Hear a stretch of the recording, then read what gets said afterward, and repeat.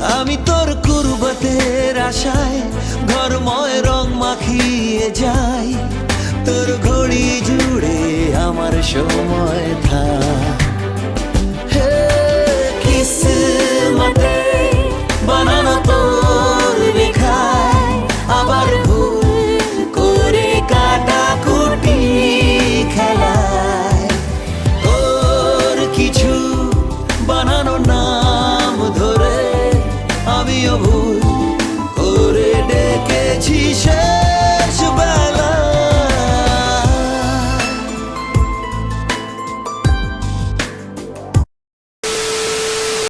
Hello বন্ধুরা, চলে এসেছি মেঘালয় ট্যুরের ডে 2তে।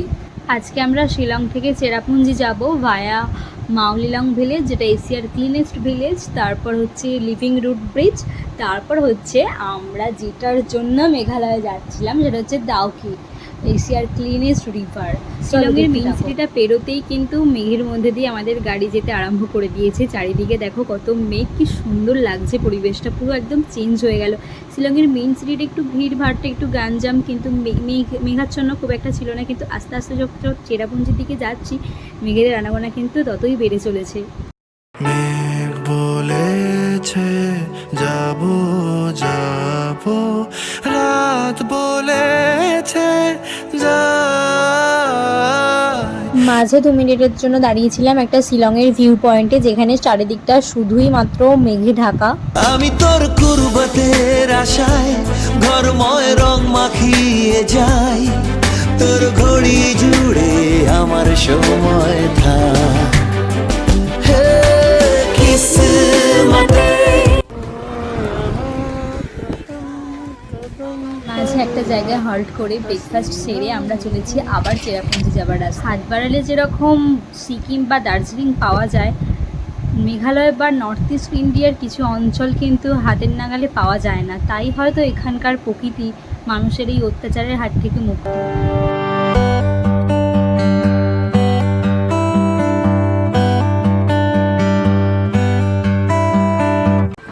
শিলংয়ের মেইন সিটিটা পেরোতেই কিন্তু মেঘের ছোঁয়া পেতে আরম্ভ করেছে। মেঘের মধ্যে দিয়ে আমাদের গাড়ি কিন্তু ছুটে চলেছে।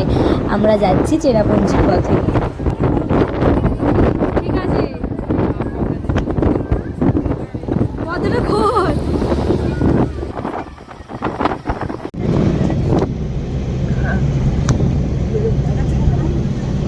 প্রকৃতিকে এত কাছ থেকে আপনি কিন্তু কোথাও পাবেন না, তাতে বাজেট একটু বাড়বে বই কি। তবে একবার ভেবে দেখুন, যেখানে ক্ষণে ক্ষণে মেঘ এসে বৃষ্টির গন্ধ ছড়িয়ে যায়, সেখানে আঁচল ভরে দুমুঠো জল পান তো করাই যায় সবুজ পাহাড়ের কোলে বসে। তাই যেখানে মেঘ ঘুরে বেড়ায়, মেঘেদের রাজ্য মেঘালয়ে একবার অন্তত ঘুরে আসুন। ভারতের স্কটল্যান্ড খ্যাত ম্যাজেস্টিক মেঘালয়তে। আকাশের নীলে মেঘে ঢাকা তারা খুঁজে পাওয়া, মুখের মিছিলে ধীরে ধীরে ধরা পড়ে যাওয়া। বলো আর কি হলে বেশ হয়, বলো আর কি হলে বেশ হয়, ঠিক মনের মতো। এই পথ যদি না শেষ হয়, তবে কেমন হতো। আকাশের নীলে মেঘে ঢাকা তারা খুঁজে পাওয়া।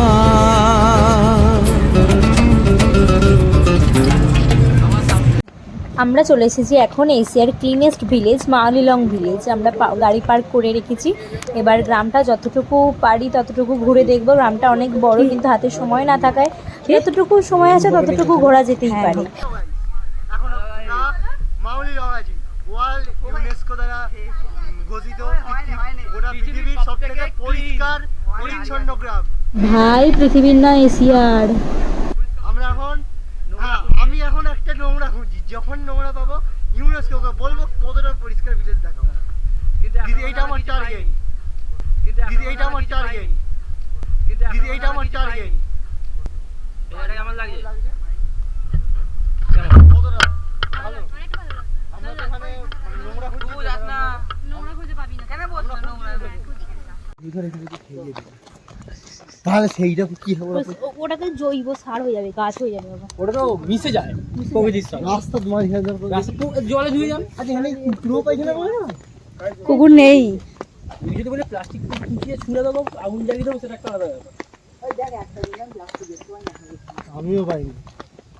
এই মানুষের অত্যাচারের হাত থেকে এখানকার প্রকৃতি যে মুক্ত, এটাই কিন্তু তার প্রমাণ। একটা কিচ্ছু নোংরা, একটা কোনো প্লাস্টিক পলিথিন কিচ্ছু দেখতে পাইনি। আর এরা তো এত পরিষ্কার জায়গা দেখে রাস্তাতেই বসে গেছে ফটো। বসে বললো 2 টাকা নিয়ে লজেন্স খাবি।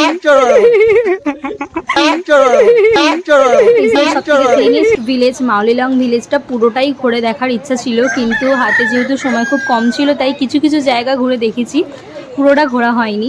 এখানকার প্রকৃতি কিন্তু খুব সুন্দর। মাওলিলংয়ের একটু আগে আমরা মাউলিলং এসেছিলাম, ইউনেস্কো দ্বারা ঘোষিত এশিয়ার সব থেকে ক্লিনেস্ট শহর।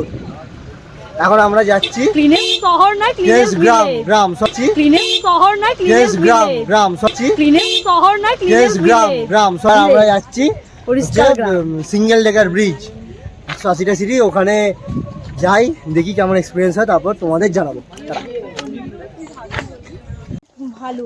এখন চলে এসেছি আমরা সিঙ্গেল ডেকার ব্রিজের এলিফ্যান্ট ফলসের মতো দিকে। চলো। সিঁড়িগুলোর মতো নয়, এলিফ্যান্ট ফলসের সিঁড়িগুলো খাড়াই ছিল, এই সিঁড়িগুলোর স্টেপগুলো তো ঠিক আছে।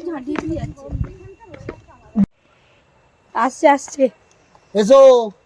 সবাই আসছে, আয়। হ্যালো গাইস, এখন অবধি আমাদের মিনিমাম 15 মিনিট হাঁটা হয়েছে। 15 মিনিট? এই 2 মিনিট হাঁটা শুরু। 15 মিনিট হয়ে গেছে, না 15 মিনিট না, 10 মিনিট হয়েছে। 10 মিনিট হয়েছে অ্যাপ্রক্স। তো কিছু মনে হচ্ছে না আমার সময়, হাঁটতে খুব ভালো লাগে, নামার সময় কিছু মনে হচ্ছে না, বাট উঠতে দম বেরিয়ে উঠতেই যায়, দমটা বেরিয়ে যাবে। তুমি সামনে যাও, সত্যি যাবে সব। জলের আওয়াজ পাচ্ছি। আরে এটা নয়, এক্ষুনি আসবো নাকি, আর অনেকক্ষণ লাগবে। কতক্ষণ এখন ম্যাডাম? কি দিন দাঁড়াবে? 6 মিনিট। 6 মিনিট? 6 মিনিট হলে তো চোর চড়িয়ে এসেছি। সবাই আসছে, ভাই কর, দারুণ জায়গাটা। ভাই কর আমার। দাঁড়াবো দাঁড়াবো। ঠিক করে আয়, ঠিক করে দেখে আয়। চলে এসেছি আমরা সিঙ্গেল ডেকার রুট ব্রিজ। ঝর্ণার আওয়াজ তোমরা শুনতেই পাচ্ছ। ঝর্ণা এখানে 40 টাকা করে এন্ট্রি ফিস পার পারসন। আর মেঘালয়ে কিন্তু যেখানেই যাও না কেন সেখানেই এন্ট্রি ফিস লাগছে। তবে এই এন্ট্রি ফিসগুলো কিন্তু আমাদের ট্রাভেল গাইডের ইনক্লুডেড নয়, সেগুলো আমাদের নিজেদেরকে দিতে হচ্ছে। সাইড করে না আমাদের যেতে এখানে ভিডিও করতে করতে আসছে। কানু দেখে, কানু আসতে। এই রুট ব্রিজের কাছের একটুখানি রাস্তাটা কিন্তু খুবই খাড়াই, মানে পাথরগুলো খুবই আঁকা বাঁকাভাবে আছে, ভালোভাবে একদমই নেই। তো এক হাতে ধরে ধরেই সাইডের বাঁশগুলো ধরে ধরে এক হাতে ভিডিও করতে করতে আসছি, তো ভিডিওটা একটু খারাপ হতে পারে, তো তার জন্য আমি খুবই দুঃখিত।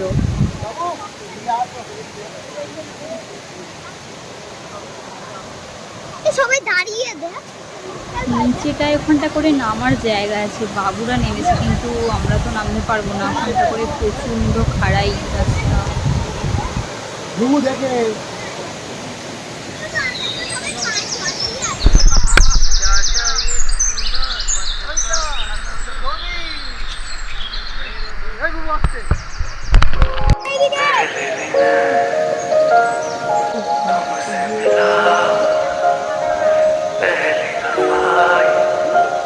তো গাইস, এখন আমরা সিঙ্গেল লেগার রুট ব্রিজ দেখে উঠলাম। দম বেরিয়ে গেছে প্রত্যেকের। আমাদের রায়দির মেকআপ তো পুরো গলা দিয়ে নামছে এবার, সেটা কথা নয়। চুলফুল সব ভিজে গেছে। কষ্ট আছে, সে বলে না কষ্ট করলে কেষ্ট পাওয়া যায়, সত্যিই কষ্ট করার পর কেষ্টই আমরা পেয়েছি। প্রাকৃতিক সৃষ্টির মানে প্রাকৃতিক ব্রিজ সৃষ্টি করছে, সেগুলো ভেঙে যাচ্ছে, কিন্তু প্রাকৃতিক ভেঙে যাচ্ছে, কিন্তু প্রকৃতি নিজে নিজেই তৈরি করেছে। একদম, সেটা এখনো আছে। তো এরপর আমাদের যাওয়া হবে, কোথায় যাওয়া হবে? দাউকি লেক।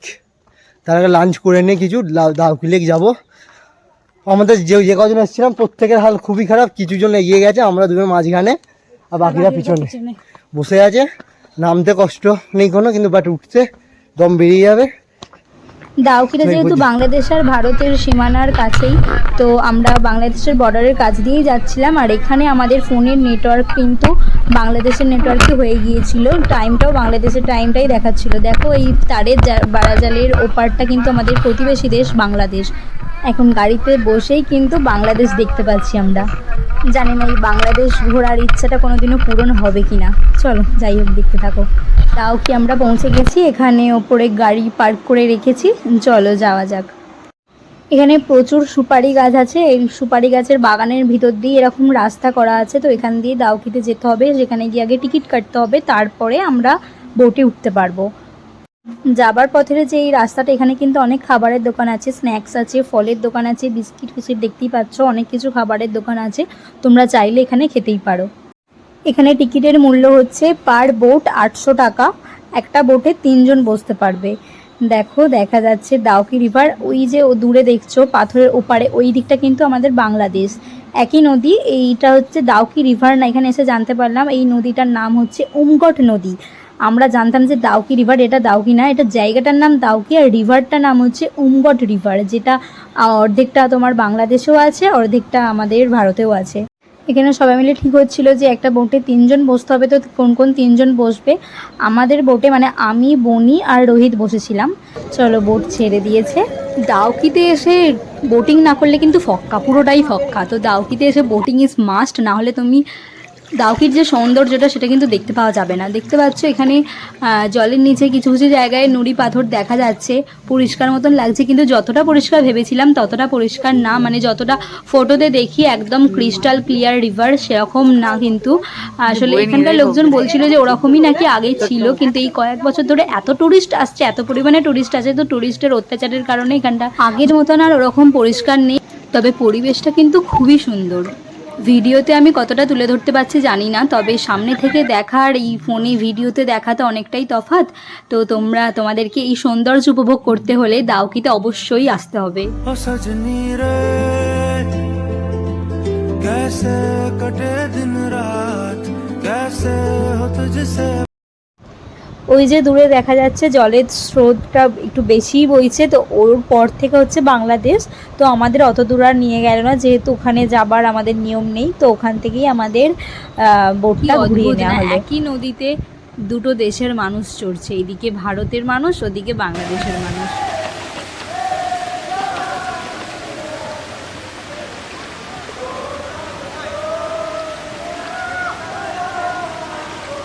মন আমার তোর কিনারে হারালো দিন দাহাড়ে, সে তো আর মানছে না রে, এবার ভালোবাসতে আয়।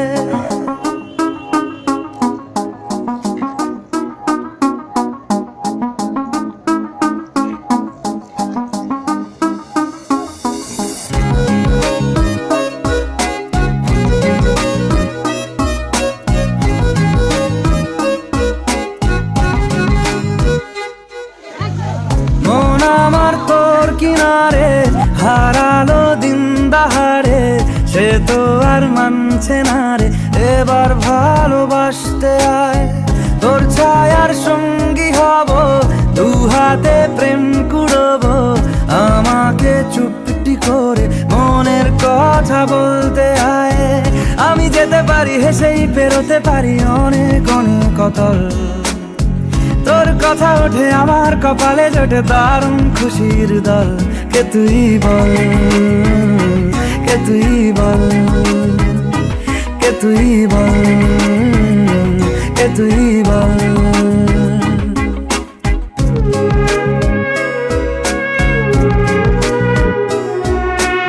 তারপর মাঝি ভাইরা আমাদের 3টে বোটকে একসঙ্গে করে দিয়েছিল। আর বাঙালিরা যেরকম একসঙ্গে থাকলে যেমন ক্যাচর ম্যাচর আরম্ভ হয়ে যায়, শান্ত পরিবেশটা হঠাৎই কীরকম করে ক্যাচর ম্যাচর হঠাৎ আরম্ভ করে দিল।